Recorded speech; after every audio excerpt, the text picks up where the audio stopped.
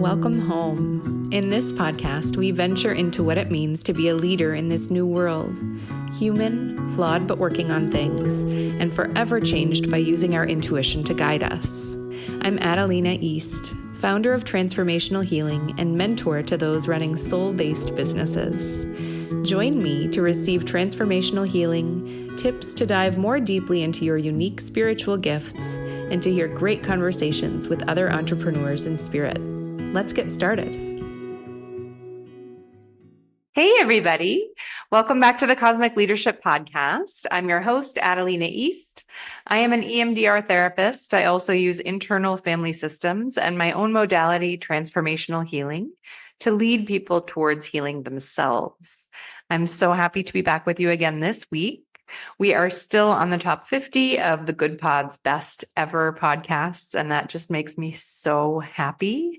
I know that means that all of you are using things like the transformational healing episode we did last week over and over again to help yourselves heal. I know that means you're sending this podcast to a friend.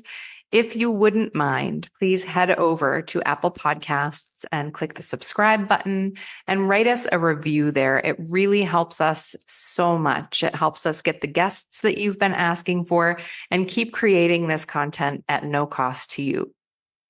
Today, we are going to talk about your internalization and your healing process from last week's episode. If you haven't checked out last week's episode, you can still benefit from this week's episode, but I do encourage you at some point to head back to last week's episode. It was a transformational healing session on in-laws and working with healing that relationship and being able to do so on your own. I'm so grateful to all of you because I received some DMs this past week with questions about the transformational healing process. So this week I'm going to answer those, and we're also going to talk about how to maintain that relationship with your in-laws or with any challenging person in your life. The thing about in-laws is that even if you decide you don't want to have any contact with them, you likely still have contact with them, especially if you have children. It's kind of like a relationship with a boss that you don't really want to be around, but you have to because they're your boss, or a coworker that you just can't help but run into or work with because your work is so closely linked. So there are lots of relationships like this in our lives that we have to navigate. So I think it's very worth talking about. I'm going to get to your questions first. So one of the first questions was, why is it at the end of every transformational healing session, why are there long tones or humming? So what that humming is about is based on Porges' polyvagal theory. So if you are not a neuroscience nerd like me, what this means is that we are working with the vagus nerve. The vagus nerve is your fifth cranial nerve, and it runs down the back of your head into your neck. And basically, this nerve is responsible for so much of your body. I cannot even tell you. It is responsible, or I won't say responsible, that's actually the wrong word, but I will say it is a collaborator in so many things that happen inside of your body. And so it's really good for us to take great care of this nerve. No one has ever talked about taking care of our nerves, until Stephen Porges, basically, the guy who created polyvagal theory. But we do need to take care of them. They are a part of our body. So just like you eat food to take care of your body, it's also important to take care of your nerves, especially that one particular nerve. Again, it's called the vagus nerve. And so there are lots of different ways that we can tone or, support our vagus nerve. One way to do so is to hum or tone. And this is one of the ways that I started using so much during the pandemic because I was not seeing people. I'm immunocompromised. I was inside for years at a time. And this is one way that you can do it on your own. Another way to tone your vagus nerve is social connection and social interaction. So like if you have a dog, being with your dog and cuddling your dog and having that back and forth of eye contact, that really helps. If you have a person that you live with, and you have time chatting with them and looking at each other and maybe even touching each other, that really helps. So there are certain things that we can do very easily, but I try to make sure that you all have access to things that don't involve any other people or anything else other than your being. Like, I love my crystals. I love all of that spiritual hippy dippy stuff, but like ultimately you can heal yourself without anything else other than you and, these recordings.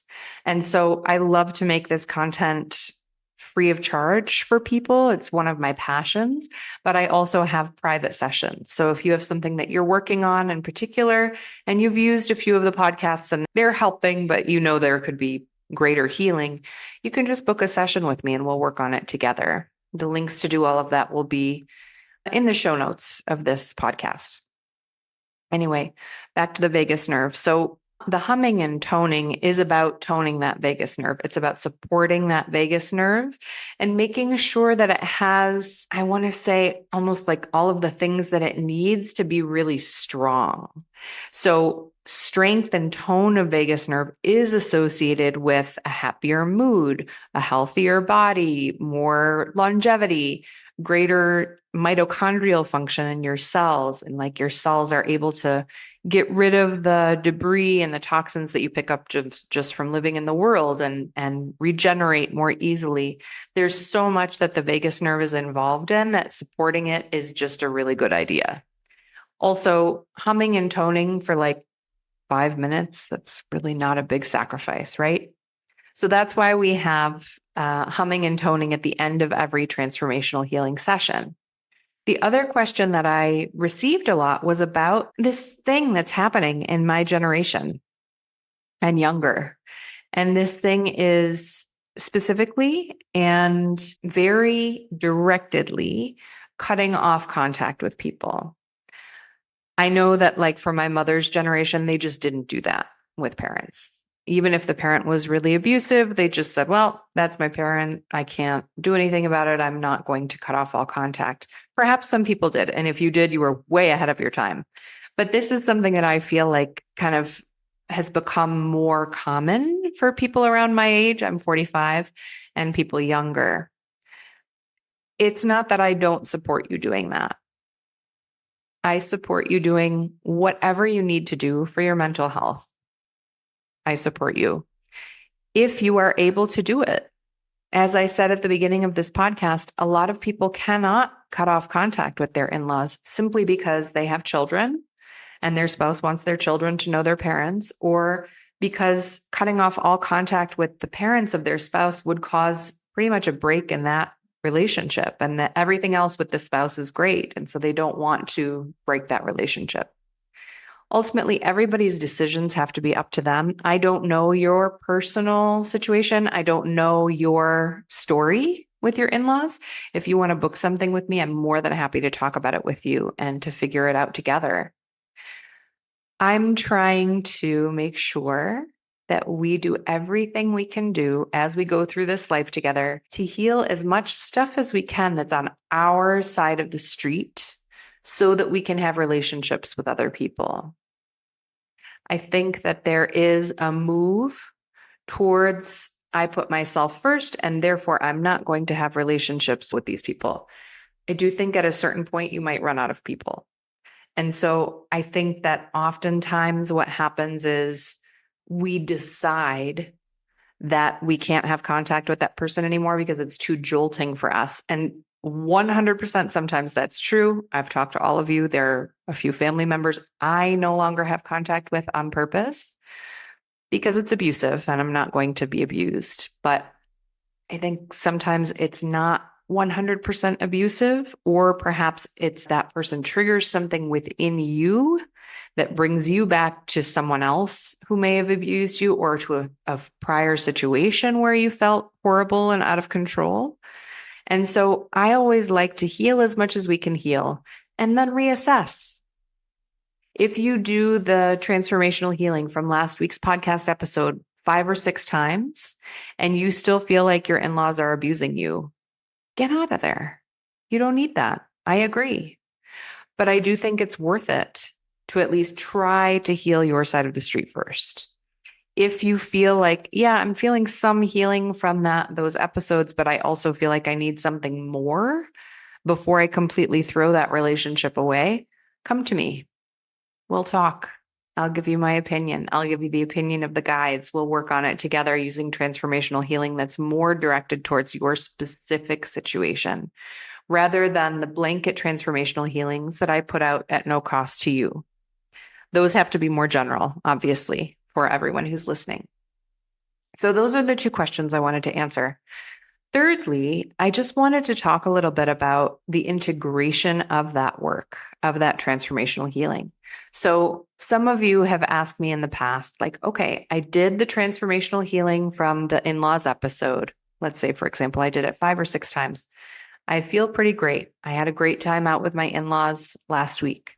Now I really want to start feeling as though my relationship with them matters more to me and matters more to them. So what are like the more practical things that I can do now that I've done the deeper, more subconscious healing work? So I have some ideas for this, and this is, of course, completely up to you.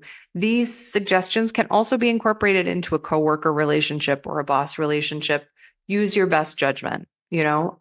Last week's episode was towards people that like you kind of can't help but come into contact with, even if you'd rather not. And I find a lot of us have those people at work. So again, using your best judgment with these suggestions. One thing that I've found works really well in a family structure for talking through things and making sure that you're on the same page with prioritizing each other in a reciprocal way, so that one is not always prioritizing the other, or one is not always, let's say, bringing the kids over to see the grandparents, their spouse's parents, and those parents never come to them. Of course, so much of this is about aging also, and health and capacity. So if your spouse's parents are very elderly, or if they have mobility issues, unfortunately, the onus is kind of on you to bring the kids over and spend time with them in that way. But there are also things that you can do in a more low-key way. So one thing that has worked well for a number of my clients is to check into that person's health benefits and see if it's possible to have nursing care like 20 days a year or something. I don't know what the Medicare average is now, but I know it is a part of Medicare. And some people have supplemental insurance or insurance from their work back when they worked, or perhaps you all are young and your kids are young and your spouse's parents are still working. Who knows? But see if there is that ability to have somebody like a nurse or a home healthcare aide with you for certain days of the year. And then you can be able to take your kids out along with the grandparents or your spouse's parents. That's always really fun if you can do like a day at the zoo or something low key where you don't have to be talking all the time. This is especially useful when we're in this like election phase in the US and things are getting really tense and you may have different political beliefs than your in-laws. Try to do low-key activities like zoo. Maybe invite them to a movie, just you and your spouse and them, if they have the mobility to do so. Movies are also great because there's no talking, yet they still feel thought of and attended to. You can also do things like taking them to or having them take you to a concert. Concerts are another thing where it's like pretty low impact. If your in-laws do have mobility issues and they don't have the capacity to get someone to go out with all of you to help them with their mobility issues and you need to be pretty homebound to spend time with them, one thing that you can also say is, it's not that we don't want to spend more time with you. Of course we do. It's just the kids have so many activities and I have to shuttle them to all those activities. And then I have to be at all of those activities. So it just leaves us like very little time to come to you. It's not that we don't want to. It's just that the kids have a busy schedule. Of course, have the conversation with your spouse before you say this so that they back you up on that. And oftentimes I find this is really very true. Like my generation didn't do half the things that kids today do. So I find that kids today are really busy, and it would be hard for them to like take a couple of days after school and go over to grandma's house for 3 or 4 hours. So that's another idea. Another idea is a weird one, but please go with me on this. So I am a really firm believer in people having an open and honest conversation. This can get dicey if you're dealing with work people or a boss. And so I warn you of that in advance.